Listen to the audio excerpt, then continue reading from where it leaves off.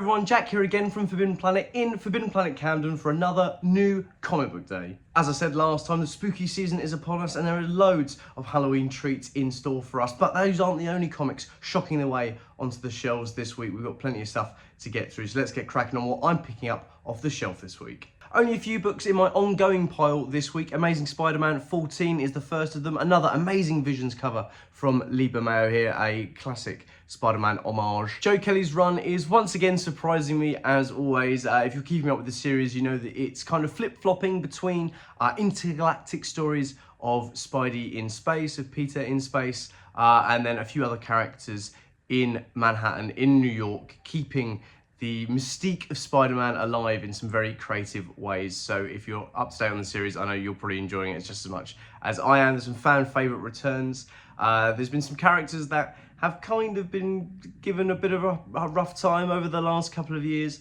that I'm happy to see return to a bit of a golden era, or at least a more positive one.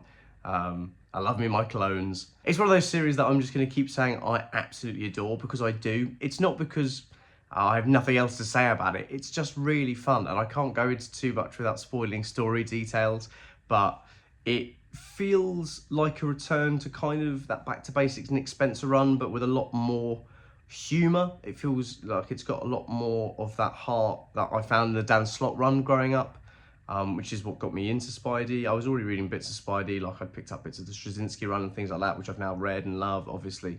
But it just feels a bit more tongue-in-cheek, a little bit. It's got that cosmicity in there that gives it a campiness which I really enjoy. So yeah, Amazing Spider-Man's just been great. Another Marvel ongoing for me, not as humorous, but definitely just as heartfelt, and if not possibly more endearing.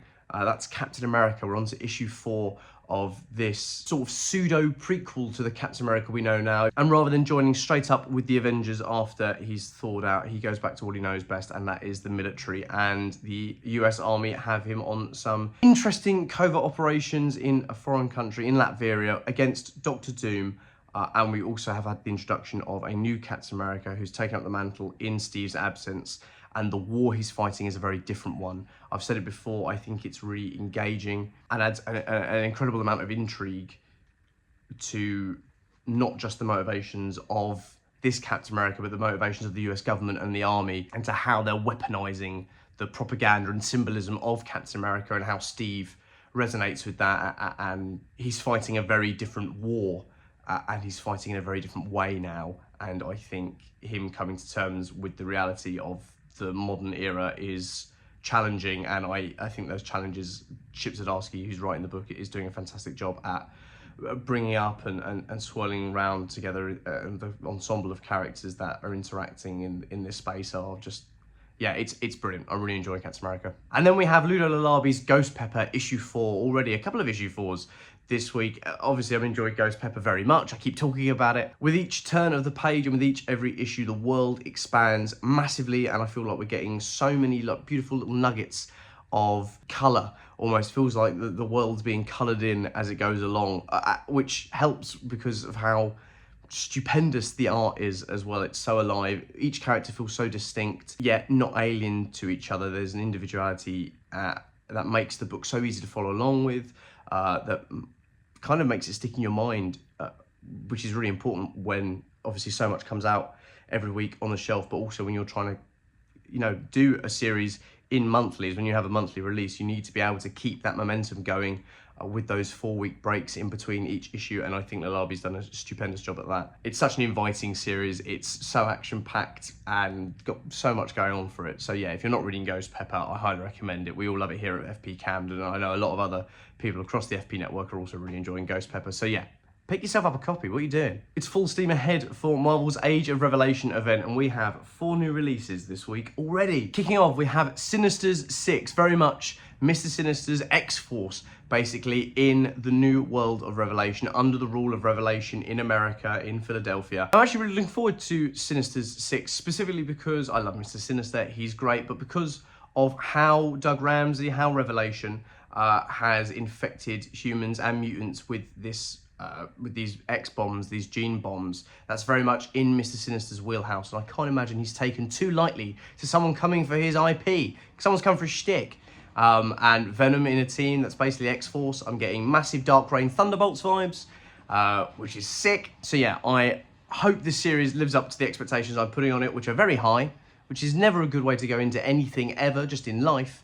But it's nice to be excited, and I'm excited about Sinister Six. Up next, Iron and Frost, following Emma and Tony Stark, this couple now, this kind of power couple in the X-Men and the Marvel Universe, following on from Jerry Duggan's run at the end of Age of Krakoa and into the newer stuff here in the new age of the X-Men. This one has me very interested, so we'll see how it goes. And then we have Rogue Storm, which sees everyone's favourite Rogue on the hunt for Aurora, on the hunt for Storm, as the Age of Revelation has affected her possibly most of all, and the Storm and her powers are raging like never before. Very much a Rogue Storm. I see what they did there. For a character that's very regal and normally so in control, to see Storm a bit more primal, very much on the other end of ferocity. Rogue as her friend, as her teammate, as her family, is doing her best to bring her home. So this is the journey of Rogue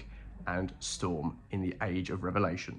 And last in the Age of Revelation, we have the Unbreakable X-Men. Now, I've obviously gone for the Terry Dodson cover, which gives us a little insight into how Rogue is appearing in both Unbreakable X-Men, in a way, and also in Rogue Storm. The Age of Revelation is a mysterious one, and these issue ones are just laying the groundwork for all of these incredible mysteries to be unveiled as each series goes on, as we get towards the end of Revelation in December, which is super exciting. I know it's a bit weird to be thinking about the end already, but when you've got a series that's got so many titles and they're so packed in, you can't help but wonder how it's going to all wrap itself up so quickly with so many threads to pull together.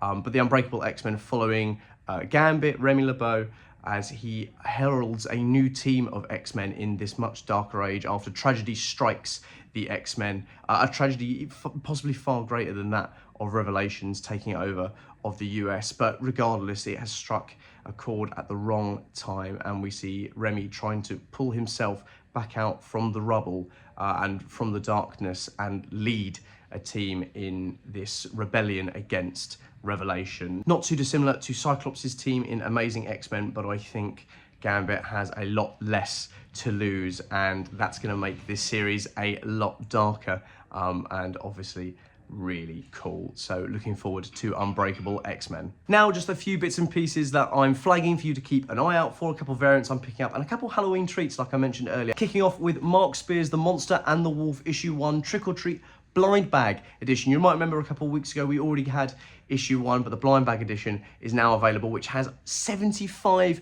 different variants available. So there's so many to collect, and some are a lot rarer than others. There's some like 1 in 500s, I believe. There's some crazy foil variants. There's so much. Mark Spears has been working overtime to make sure there are so many different unique covers for the new mini-series spanning out of his breakout Mark Spears Monsters series. So yes, the blind bag, the Trick or Treat edition, is now available just in time for Halloween. And then just a little Dustin Nguyen Nightwing variant 131. Just, you know, I love Dustin Nguyen, I love Nightwing, I love characters in the rain on gargoyles.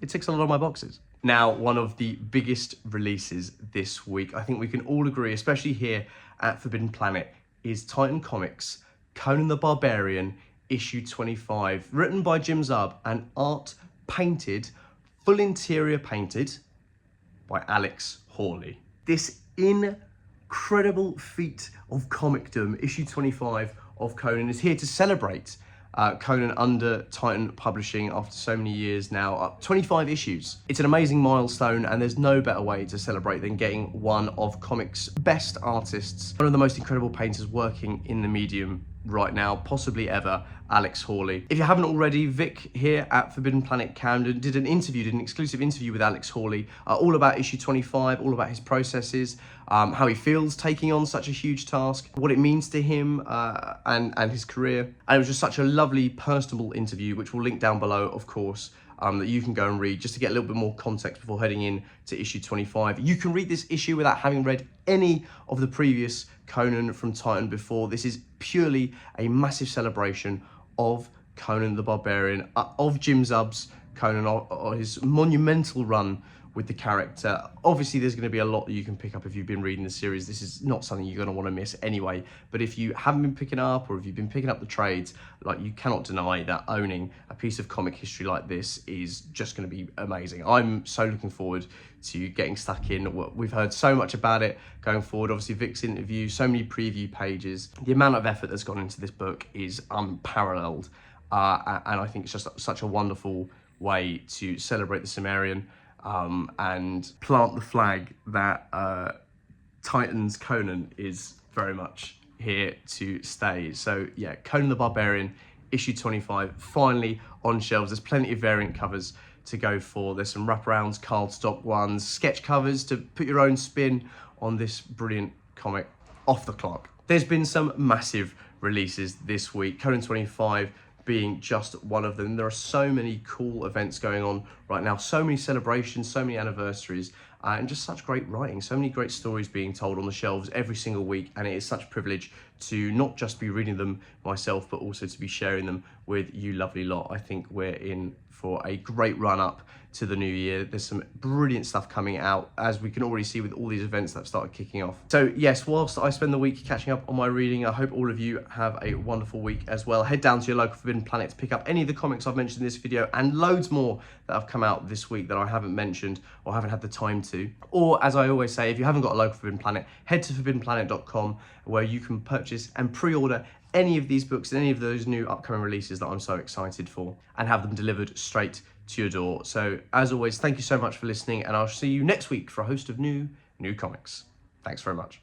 If you're enjoying watching Forbidden Planet TV, and you're enjoying watching us talk to the world's most interesting and accomplished filmmakers, authors, artists, musicians, creators, subscribe right here.